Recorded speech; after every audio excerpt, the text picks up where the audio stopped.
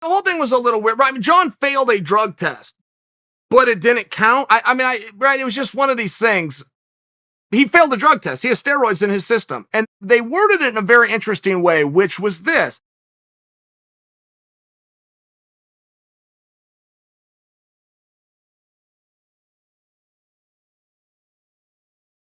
What's up, guys? Derek, moreplaysmart8s.com. Today we are going to be reacting to Steroid Talk with Chael Sonnen. This is a quick little video.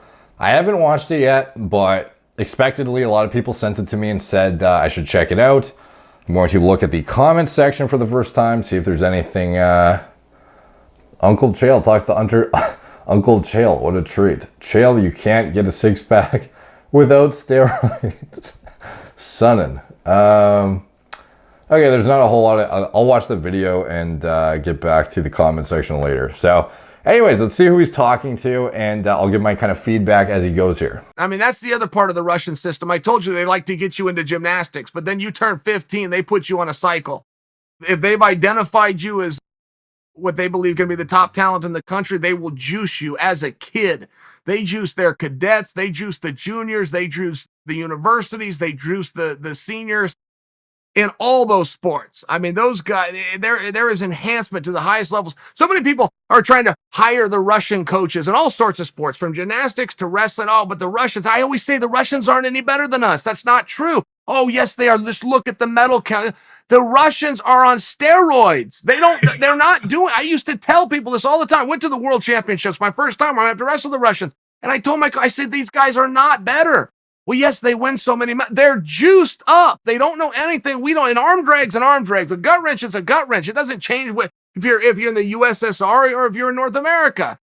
So if you guys don't know, interestingly enough, the conception of Turinabol, which was actually designed as essentially an undetectable PED. It was not actually deployed in a clinical setting whatsoever for muscle wasting or bone degeneration or anything like that. Rather, it was used as a compound that was chemically modified by using Dianabol as the root anabolic, which obviously Dianabol tweaked and modified from testosterone as the root androgen, and Turinabol is pretty dry in its effects, drives significant amounts of performance, and it is more tissue selective and less androgenic milligram for milligram than testosterone, but it is still viralizing nonetheless, and this is what led to the significant side effect profile noted in the German athletes that were using it during the first, the first emergence of it in Olympic sport. You had the Germans abusing the fuck out of Turinabol and giving it to every single athlete under their care,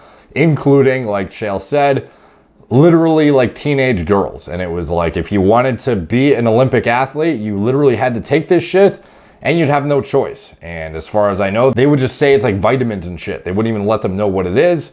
They wouldn't make them aware of the chance of side effects. And you would have these chicks ending up with brutal masculinizing sides. And some of them even ended up having to do a fucking sex change after the end of their competitive careers, literally transitioning from female to male because of their exposure to ridiculous amounts of anabolics. So, this is, you can go read about it. You know, there's a lot of literature to kind of, outline the history of it. It's actually quite interesting if this stuff interests you at all.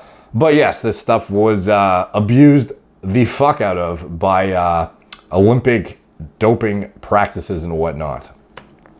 The techniques are the same. Those guys are cheating. And sure enough, they got caught about a decade later. Everything I told them was right. Do you think drug testing can really work? I mean, because it just seems like when I watched that movie, I was like, man, like there's this whole perception that the Olympics was the cleanest sport and all. I mean, nothing could top that, right? I mean, nothing. And then you see what happened. Well, how they're like slipping the bottles through holes in the walls, and they got urine samples across the street in the KGB buildings. I mean, it's like, can you really drug test? And you start to, the answer is yes. I mean, there are some agencies out there. There's always going to be a workaround. There's just, there never won't be. That a government supported workaround, nobody imagined that. Everybody imagined that government would come to the table with clean hands. So that was a little bit of a surprise. And as much as we knew the Russians were juicing, we didn't know that the government was helping them to do it. But it's one of those things, those world powers, China, the US, by example, Russia, they view the Olympic Games as a sign of strength to their country, militaristically. Am I using the right word? They believe if you can show we've got the best athletes, then we have the best military. Don't mess with us. So the top countries will put a ton of money into the Olympics. And Putin and Russia specifically, who really thought this shows a strength, thought it was worth cheating for.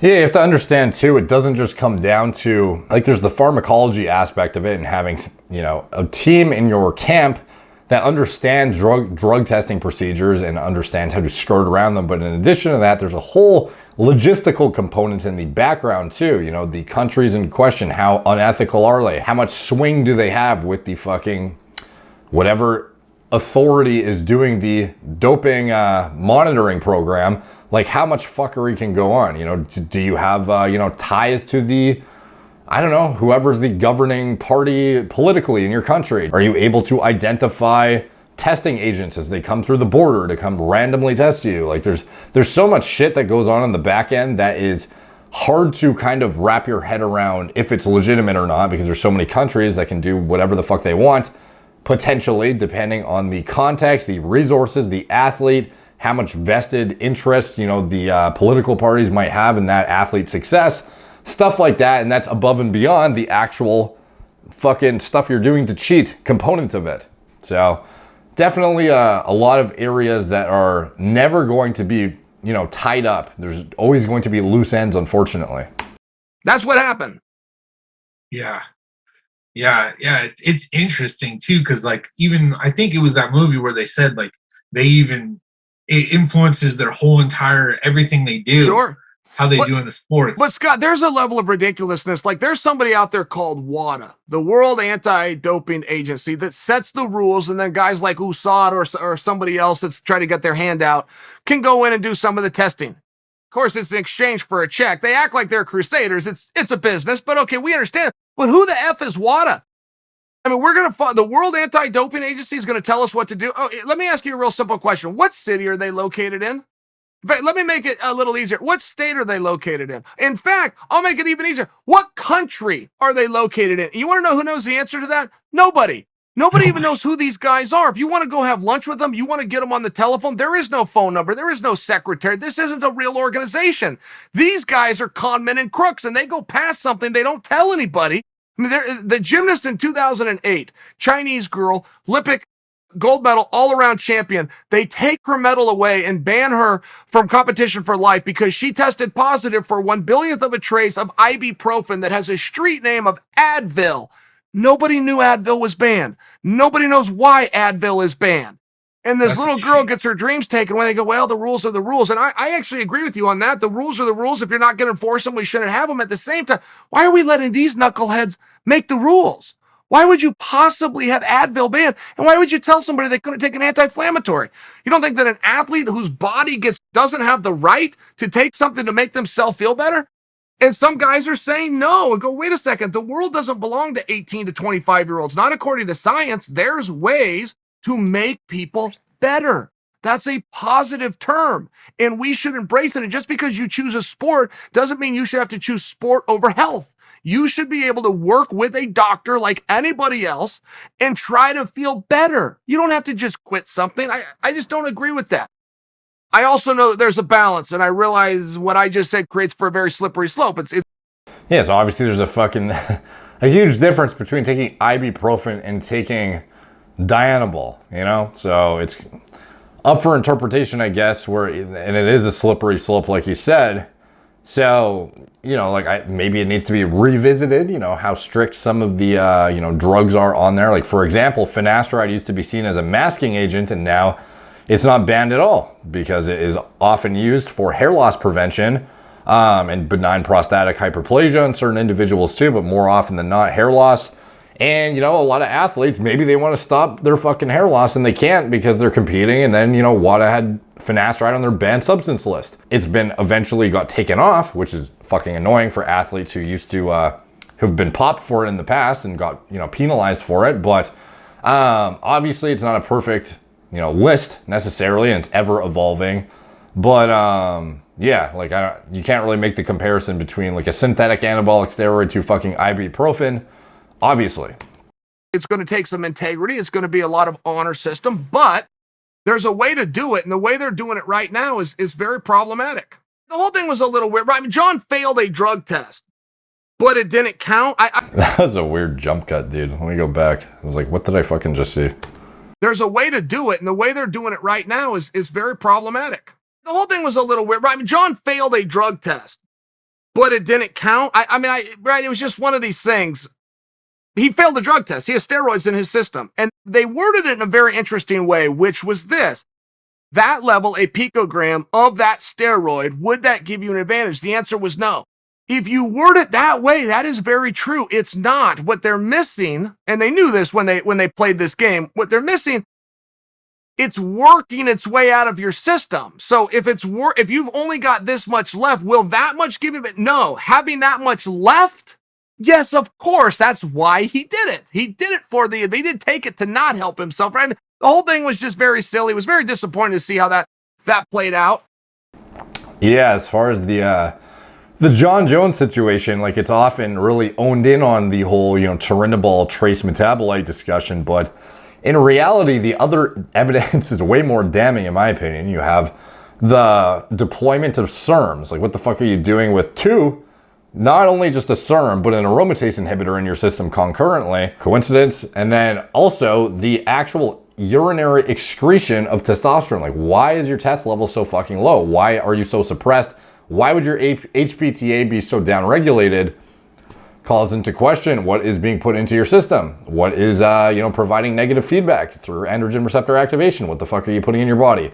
This is the kind of stuff that, to me, really, seals the deal in terms of making a speculative, judgment call rather than just, he had, trace amounts of Turinabol in his system. Because at the end of the day, there are a lot of athletes being busted for trace amounts of Turinabol in the MLB right now. There's a lot of situations where it does seem a bit problematic and like, maybe these guys actually didn't take some shit. But with Jon Jones, there's a lot of fucking shit and a lot of evidence to reinforce that the likelihood is quite high. The guy has intentionally tried to dope multiple times.